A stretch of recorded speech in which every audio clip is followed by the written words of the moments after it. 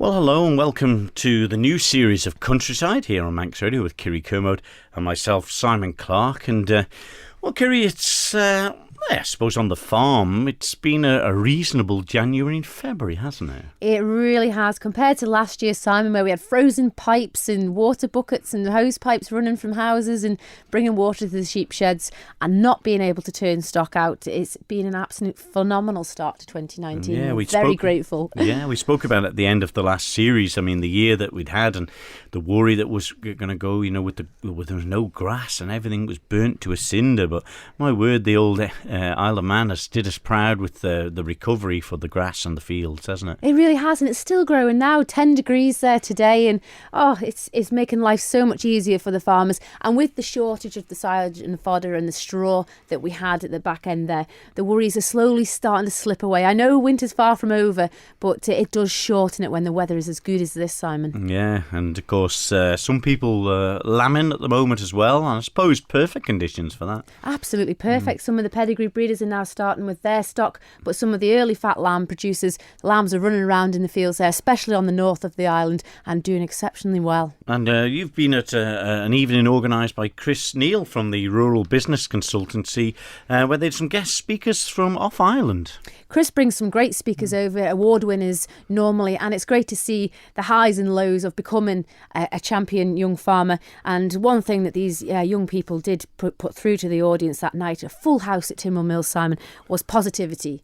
Strive forward. If you've got determination, you can make it. And it was great to hear from Barclays there, willing to support the young farmers and their views on Brexit too. Yeah, and a very happy Tim Baker, MHK, who was there on the evening as well. I went to Milltown because they had an afternoon of trying to recruit volunteers to help out with the wonderful house and grounds at that spot at Lazaire.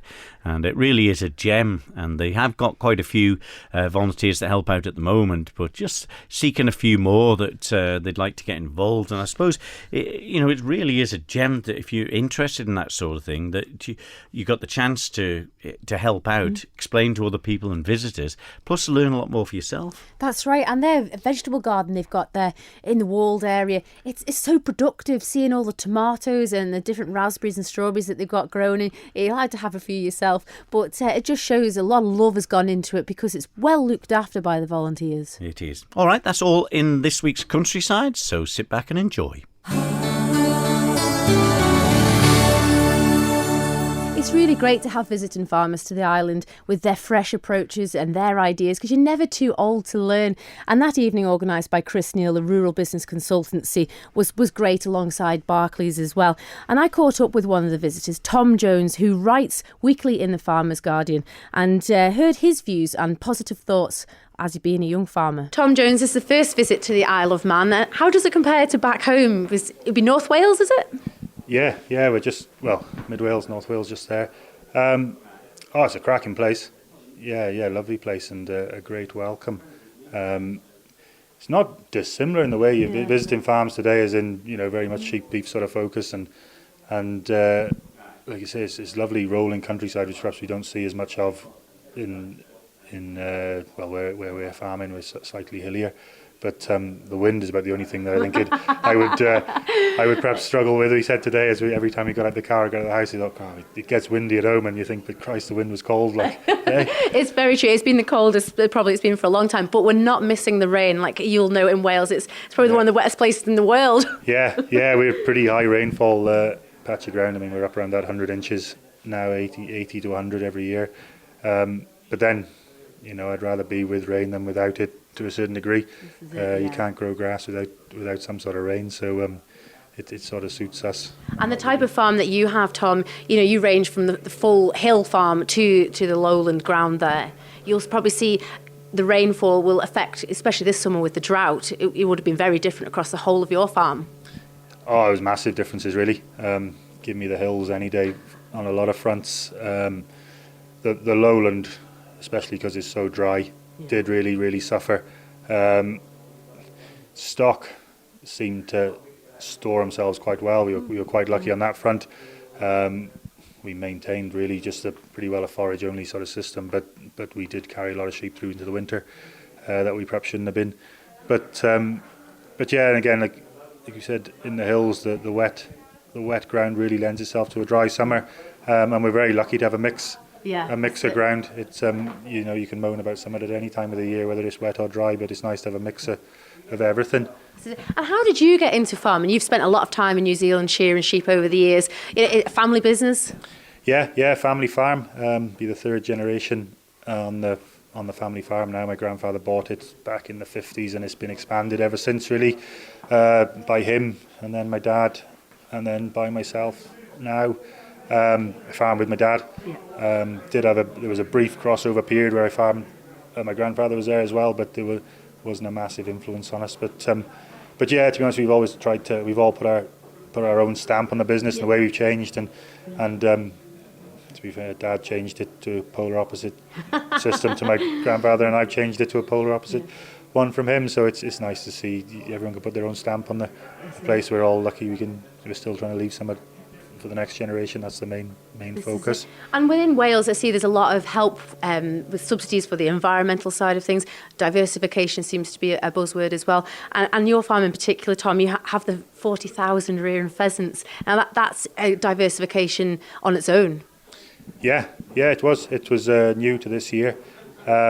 We'd always tried to look at options and things like that, but at the same time, we were traditionally a sheep and beef farm, and we always really wanted to stay a sheep and beef farm. We always wanted cattle on the farm as well. We've always looked at alternatives, and branching out into sort of the sporting, I don't know what the industry you call it, sporting or the tourism side of things, really sort of fitted the bill for us. It's a big attraction to Mid Wales, the shooting, and it did lend itself very, very well to the farm. And it, there's a lot of plus points of it, and no capital outlay and things like that, and a sort of reasonably guaranteed sort of income, which suited us. And a lot to do with sort of succession, giving, like you said, Dad somewhat extra to do, just to, it's all very well us as young farmers wanting to take over the business, but we got no right really to force the previous generation out for no reason. So it's nice to keep them busy, I suppose is the right word, isn't it? From under your feet? Yeah. Well, no, to be fair, like we get on, we're pretty good. We both probably bite our tongues a lot and bicker a lot to a certain degree, and that's probably come with age as well a little bit. We'd be a bit more tolerant. It's perhaps 10 years ago we'd have had a very different relationship if we worked together. And I think it's perhaps the fact that we went away from home for quite a bit, and you sort of earned your stripes, maybe however you want to put it, does stand you in good stead. And to come home and hopefully take it on as well, liking it. It's but yeah, no, we get on pretty well, really. And how do you see a young person coming into agriculture now? Is there lots of opportunities? There's talk of Brexit, a lot of negativity around. How are you getting through that as a young farmer yourself? To be honest, I wasn't really too worried about the Brexit. I wasn't worried about coming out, and I wasn't really worried about staying in. We just, we were focused on what we were wanting to do, regardless. Really, I mean, it's often said you can't really control anything outside the farm gate, and it's never more true now. So hopefully we're proactive enough and adaptable enough to change. I mean, we're very lucky. It's the base of the family farm. But as a young person coming in now, I mean, hopefully, I think if they're positive and you're looking for the opportunities, you'll see them. And I think once you let any sort of negativity or doubts, or perhaps you're pessimistic about things, you're probably not in the right job. To be honest with you, it's always going to be hard work. Where I've yet to know farming to be have an amazing time financially. So I don't think anything's going to change anytime soon. It's always going to come back to hard work and perseverance, really, isn't it? Yeah, and I'm having people like Oliver from Barclays here tonight, and other advisors, doing benchmark and costs. Is that a real benefit to agriculture now? Oh yeah, definitely. We work pretty closely with the banks. Well, yeah. When you're borrowing money, you're working closely with them, whether you like it or not. Yeah. And they're pretty proactive in encouraging to this sort of stuff, and it's a need to now, really, as well. And it's something that's probably come in during Dad's generation, and even more so with mine now, is in your sort of not your accountability, but your justification for lending money, especially as times get harder. and it's great to work with the banks. I mean, we're all in business, and they want our business as much as we want support. So it's an enjoyable sort of relationship, really, and you hope, there as with challenges coming up that are out of our control. I mean, they're going to be as forward thinking as anybody, as if the worst case happens, the best way out of it, or to deal with it, really, managing risk and stuff like that. I enjoy the meetings of the bank. We probably become from a farmer point of view a lot better at meeting with our bank people and speaking their sort of language a little bit more. It was perhaps a bit of a learning curve. And evenings like tonight for farmers to get together and talk about things, they can pick up new ideas. They're all in the boat together. You're not on your own, are you, in agriculture? Oh no, I don't think.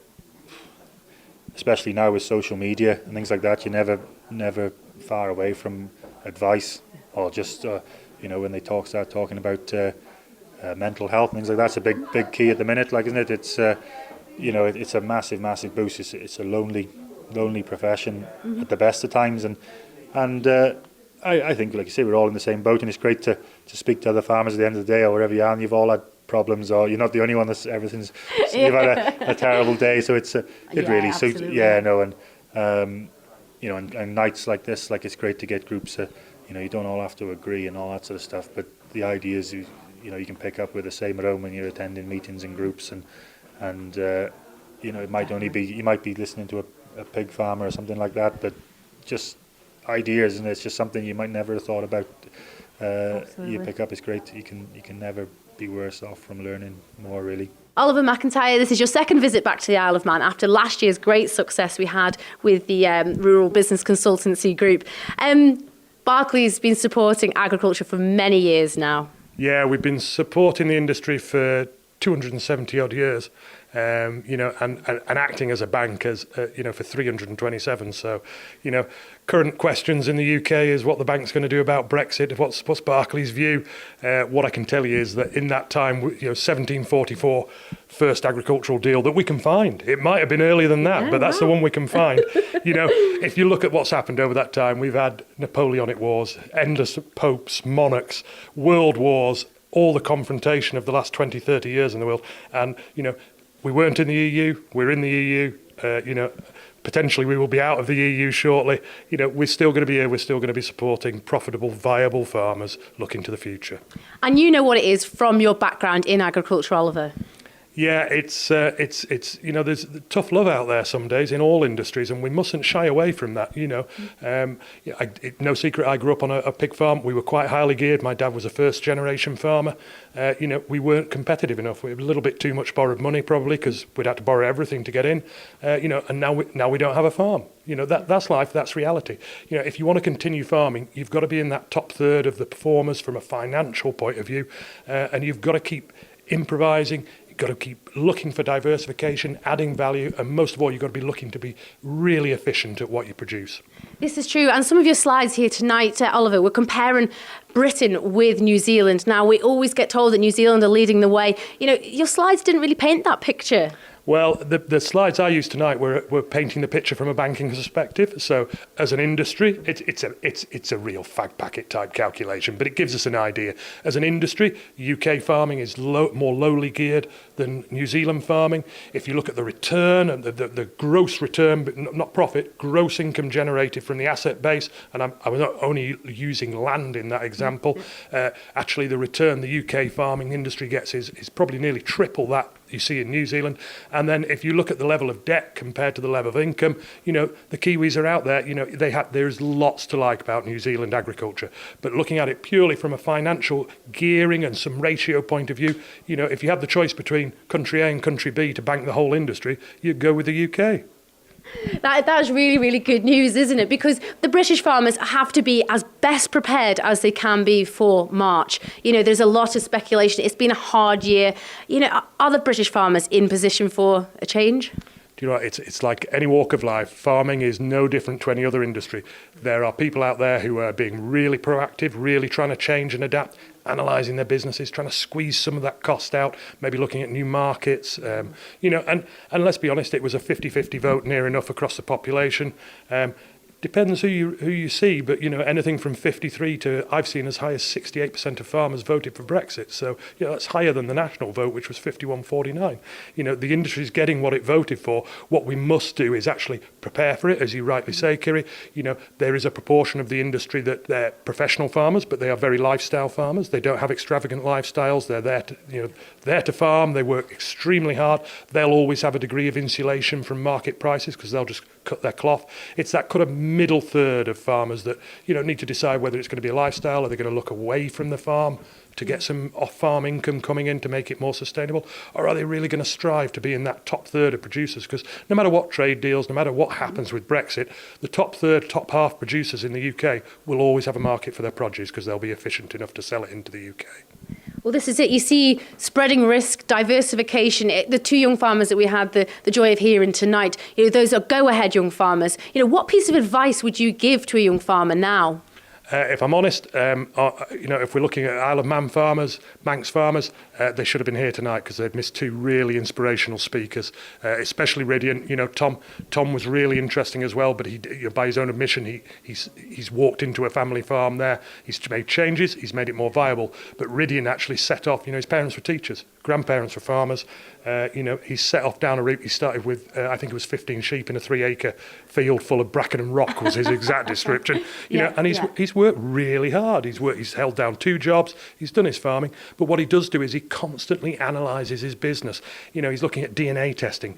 He's looking at performance testing, selling progeny, selling tups, looking where to add that value. And not just that, but also his breed efficiency and his use. So, really impressive farmers. The main thing is just, if you want a career in farming, yep, it's all about farming, but there are other industries you can get involved with as well that are connected to the industry, and maybe that'll be a way in. But if you think you're 21 and you're going to walk into a bank and say, can I borrow the money to buy a farm? I'm afraid the answer's probably going to be no. So how would they be able to get that money? What advice would you give them if they were approaching you? They're desperate, they're a good working person.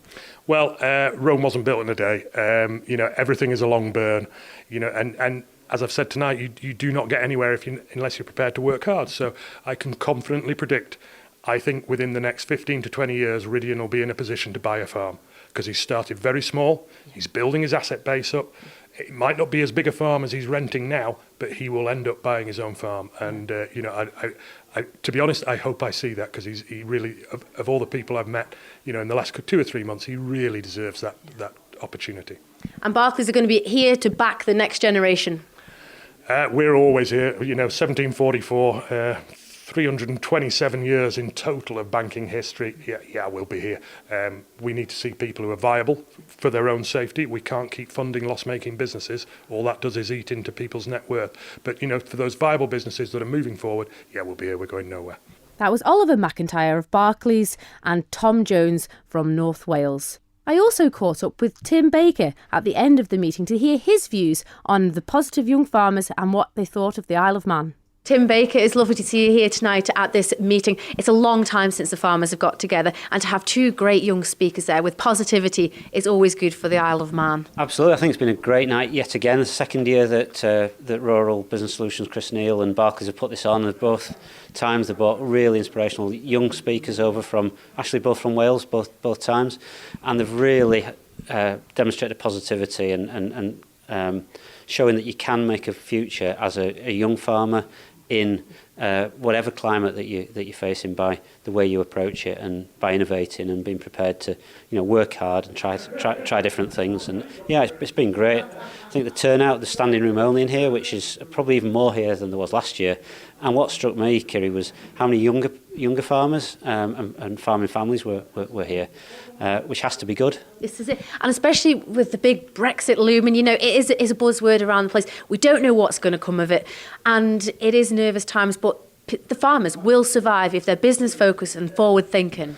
Absolutely. I mean, we've got challenges. We don't know where it's going. We have to deal with what we can control and try and make the right decisions and work collaboratively. So it's a bit like the drought scheme last year when there was things that were outside farmers' control, but we found a way through it. Government stepped up to help. The farmers have helped themselves. Some innovative things done, and actually we've come through it. So that's what we have to do with Brexit. We have to embrace it. We can't change it.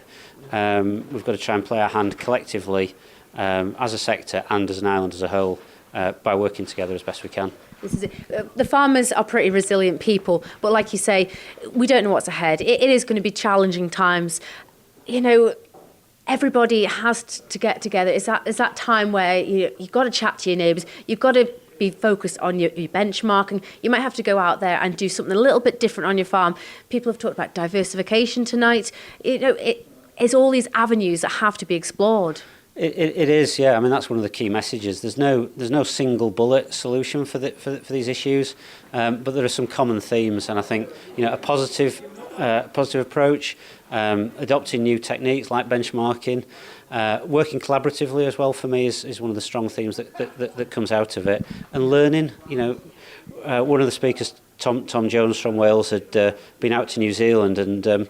He'd really got stuck in to understand what was going on out there and take some of the practices from there. And he was very clear about how he'd adapted his own business with his changing his breeds of sheep and trying to move to a more deliverable and sustainable method of farming, which was obviously paying dividends for him. So it does show if you tackle it in the right way and you think these things through and you're open to understanding what different things have been done elsewhere, that you can very much make a good future. And it was lovely to see Ridian as well, a non-farming person, come into agriculture and make a real go of it. And it was lovely to hear Oliver McIntyre saying maybe in 5-10 years' time, that lad with the work ethic he's got and his business focus, he could possibly own his own farm. Absolutely. And the key thing that stuck out for me was it started with what he could get hold of himself, very small. I think it was 10 acres or something like that, and built himself up step by step. But he backed himself, put his own money in, but he proved that he could get hold of some funding and then deliver his repayments against that. And then he was able to then establish his own credibility and a track record. And, banks and investors want to back people who can deliver. And, he had that confidence about him that said he was somebody that had an energy and a work ethic and a positivity that would be backable. And you need that in every business. And agriculture is no different. We need to be creating good futures for our young people, and they need to be coming in and seeing opportunities and actually being given the chance and the support to deliver those. And I'm sure that is here on the Isle of Man. Absolutely. I mean, the Isle of Man is full of people with incredible talent, and we punch above our weight in so many areas. And there are lots of people with energy and ideas. We have to harness that and let people get on and have a go. And you're starting to see that in some of the food businesses where people have been innovative and just starting maybe small but growing quite significantly. And yet agriculture is so core to the island. We need to see more young people coming through into it, perhaps more of a generational shift, and businesses being passed on and driven by the younger generations. And I think, from a government point of view and from a DEFRA point of view, the desire is there to see these things happen, and we have to be intentional about it. That was Tim Baker, MHK. It was nice to hear Tom Jones and the people talk. The guest speakers, Chris has done well, get these people over who really, I think, inject that positiveness, because, you always think that you're the hardest done by when you're in a place, particularly, I suppose, on the island where you feel a little bit trapped at times and you can't get, things done the way you want them to do. But you listen to them, they have the same sort of problems, but a lot of them are learning and talking together as a sort of farm and community, I would say, more than they used to, and bouncing off ideas from one another. That's right. And I think nowadays, Simon, the positive thoughts is what's getting pushed through the young farmers. They're tired of the negativity and the down-talking of agriculture. And if you've got the will and the determination, like the speaker we had, Ridian Glynn, he's an award-winning new entrant. And he, through all of the odds, managed to secure a bigger farm and grow just steady away. And his progression and determination has got him to a real lovely, substantial-sized farm now.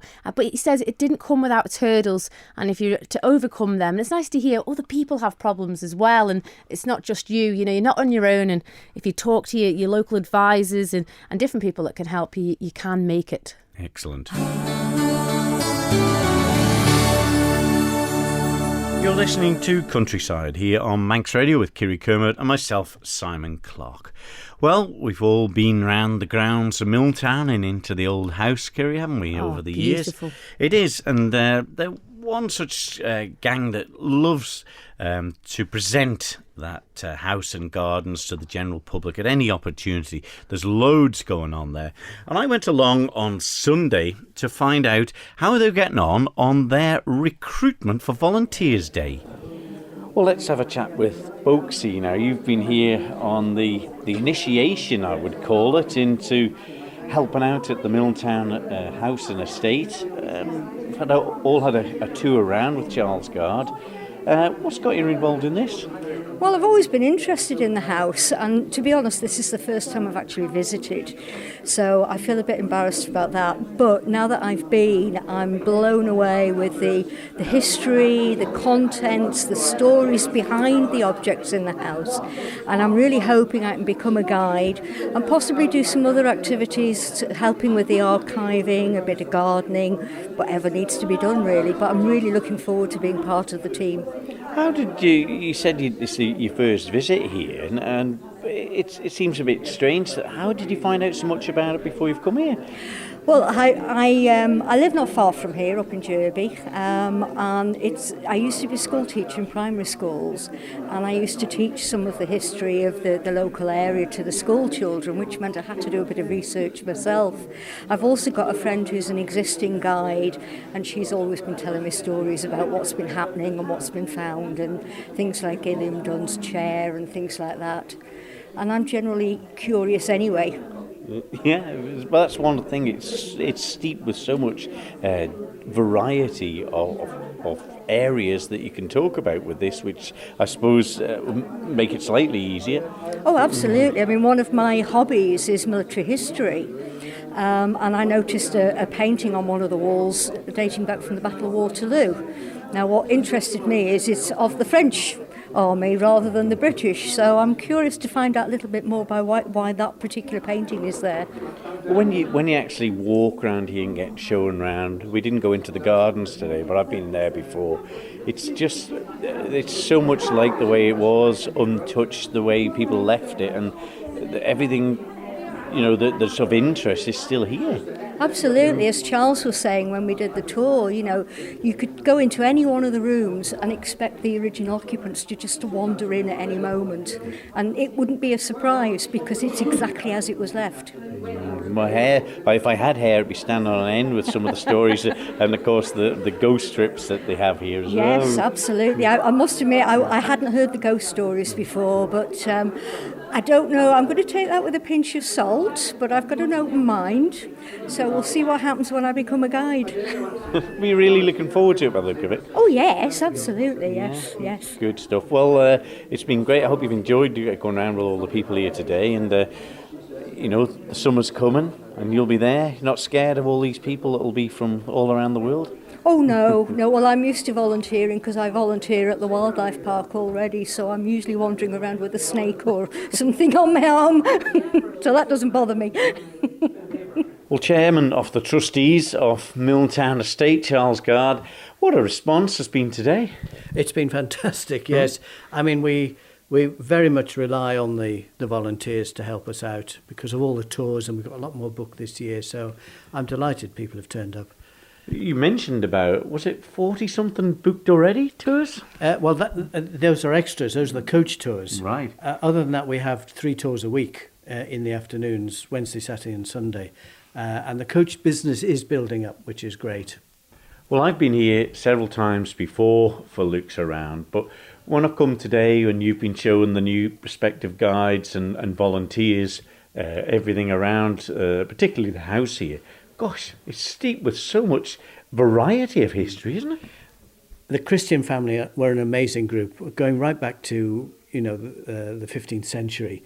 Real characters, not just Illiam Donne, but these gentlemen, there's a picture behind you there, wearing those enormous wigs that come all the way down.